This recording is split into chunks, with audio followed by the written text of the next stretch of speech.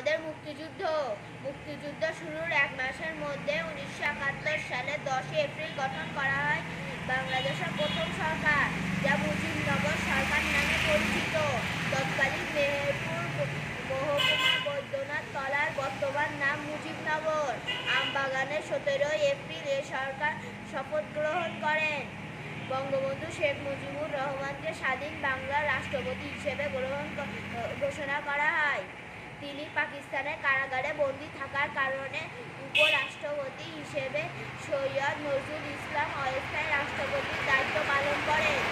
এ সরকার অন্যতম সদস্যরা হলেন প্রধানমন্ত্রী তাজউদ্দিন আহমদ, ক্যাপ্টেন এম মনসুর আলী, অর্থ ও পরিকল্পনা মন্ত্রী ও এইচ এম কামরুজ্জামান, স্বরাষ্ট্র এবং ত্রাণ ও পুনর্বাসন মন্ত্রী। মুক্তিযুদ্ধকে সঠিক পথে পরিচালনা এবং দেশে ও বিদেশে মুক্তিযুদ্ধের পক্ষে জনমত গঠন ও সমর্থন আদায় করার ক্ষেত্রে এ সরকার সফলতা লাভ করে। মুজিবনগর সরকার গঠনের পর মুক্তিযুদ্ধের গতি বৃদ্ধি পায়। এ সরকারের নেতৃত্বে সকল শ্রেণীর বাঙালিরা দেশকে শত্রুমুক্ত করার জন্য সশস্ত্র সংগ্রামে ঝাঁপিয়ে পড়ে। Thank you.